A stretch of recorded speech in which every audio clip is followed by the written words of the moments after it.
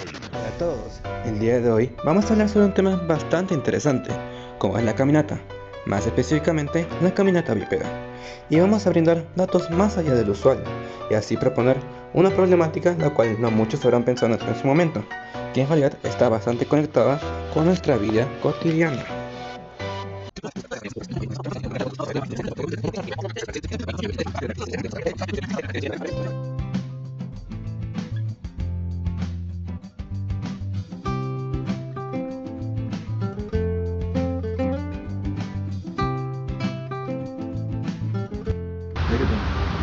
Primer argumento, el desarrollo neuromuscular y el reflejo de la marcha. Desde muy temprano, incluso antes de que podamos razonar o recordar, el cuerpo ya da señales de saber caminar. Un ejemplo claro es el reflejo de marcha. Cuando sostenemos a un recién nacido con los pies tocando el suelo, este mueve las piernas como si intentara caminar. Este reflejo no depende del pensamiento ni de la experiencia. De hecho, se origina en la médula espinal, que se desarrolla antes del cerebro. Entonces, ¿qué nos dice esto? El cuerpo ya viene preparado, al menos en parte, para la locomoción bípeda. No lo hace porque lo vio o lo aprendió, sino porque lo lleva dentro. Como segundo argumento tenemos a la anatomía fetal. ¿Qué quiere decir esto? Estudios han demostrado que el feto humano comienza a desarrollar una estructura pélvica, especialmente el hueso ilíaco, adaptada para sostener el cuerpo en posición erguida. Esto significa que desde el vientre materno, desde cuando nosotros ya nos estábamos formando como fetos en el vientre de nuestras madres, nuestra biología ya se estaba preparando para caminar en dos pies, es decir, para la caminata bípeda. Segundo argumento, evolución humana y el canal de parto. El bipedismo no es un simple hábito, es una transformación profunda en nuestra especie. Al empezar a caminar erguidos, la forma de nuestra pelvis cambió para permitir la postura vertical, pero este cambio trajo una consecuencia: el canal de parto se estrechó, dificultando el nacimiento. Como respuesta evolutiva, los humanos empezaron a nacer antes de estar completamente desarrollados, especialmente en el cerebro. ¿Y qué nos deja esto? Un cuerpo que ya viene con el potencial para caminar, pero que nace antes de poder hacerlo por sí solo. Es decir, la necesidad de caminar moldeó incluso la manera en que nacemos.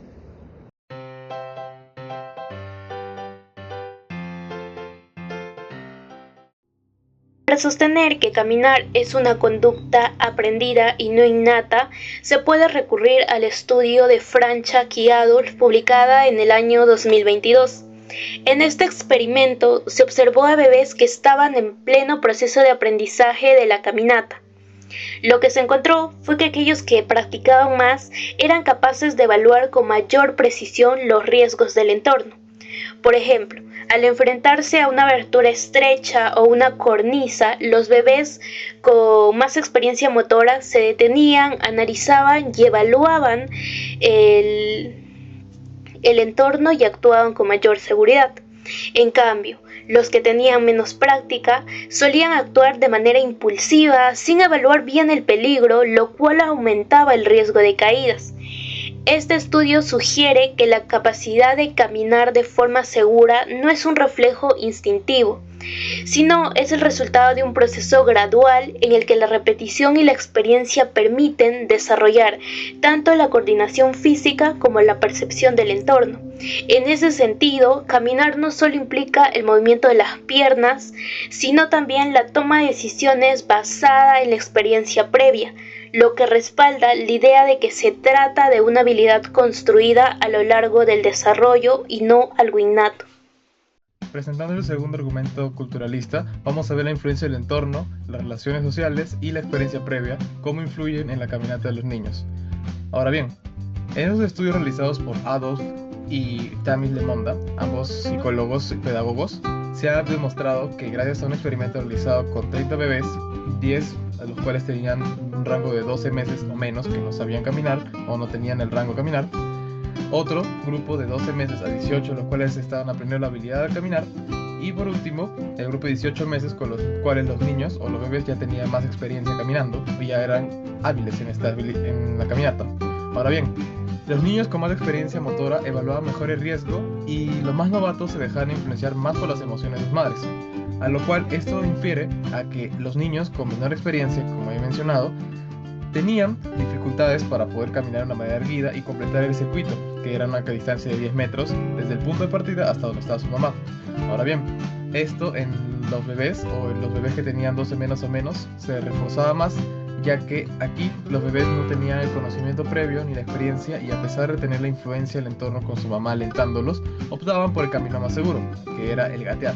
Ahora bien, en el rango de 12 a 18 meses, los niños tenían un poco más de experiencia al caminar, pero no contaban con un fuerte conocimiento, por lo cual lo intentaban, pero terminaban el circuito gateando al fin y al cabo, o se sentaban y no querían seguir dando el esfuerzo al caminar.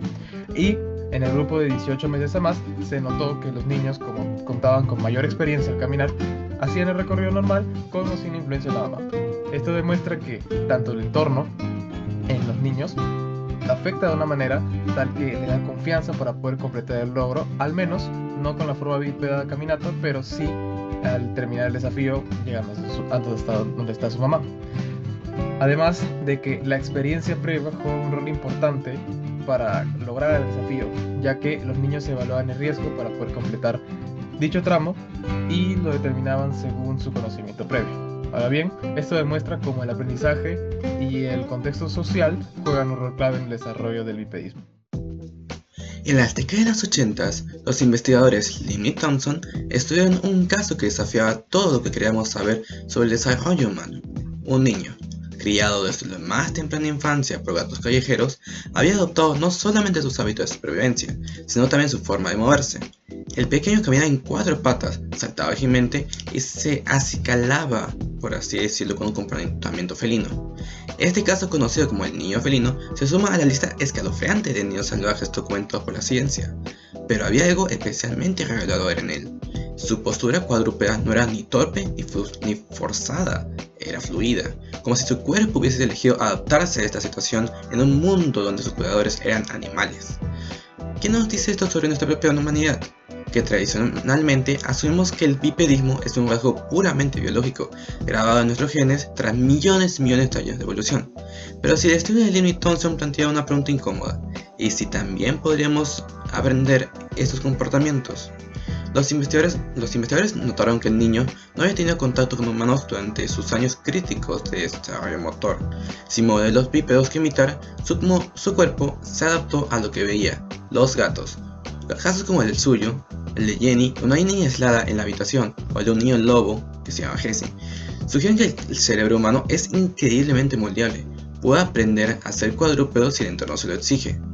Por lo cual, la evolución nos dio la capacidad de columna vertebral para caminar erguidos, pero quizás no es suficiente. Sin contacto social, sin ejemplos que seguir, nuestra humanidad parece desvanecerse. ¿Podrá esto significar que el ser humano en parte es un acto de comunidad? El niño felino nunca podrá adaptarse por completo a la vida de los humanos.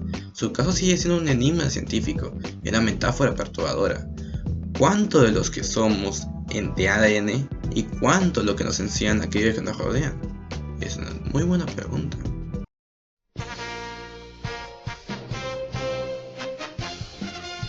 Ambas posturas se aportan ideas valiosas. La visión innatista tiene una fuerte base biológica y educativa, mientras que la visión culturalista se apoya en factores sociales, psicológicos y experimentales.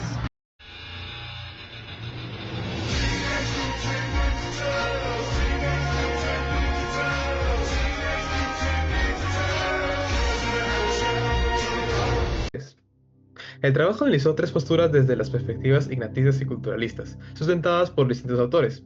Desde la visión ignatista, Rosenberg y Treban, en 2022, sostienen que la caminata bípeda está condicionada biológicamente desde el nacimiento, centrándose en el desarrollo fetal, la morfología pélvica y la maduración cerebral anticipada, vinculada al parto y la locomoción. Por su parte, Lin y Thompson, en el 85, desde una perspectiva culturalista, examinan los casos llamados niños felinos, quienes desarrollaron una locomoción cuadrúpeda, lo cual sugiere que el estilo de caminata puede configurarse por la influencia del entorno y no solo por factores biológicos.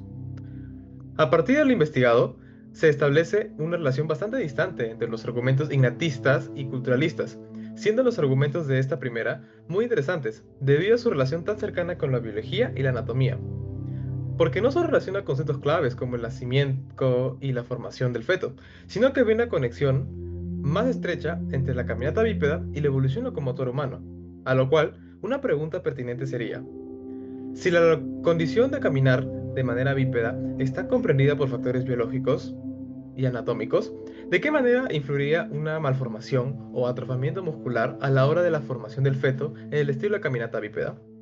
Por otro lado, la perspectiva culturalista tiene argumentos de gran peso, como la influencia del entorno y la particular caso de los niños felinos.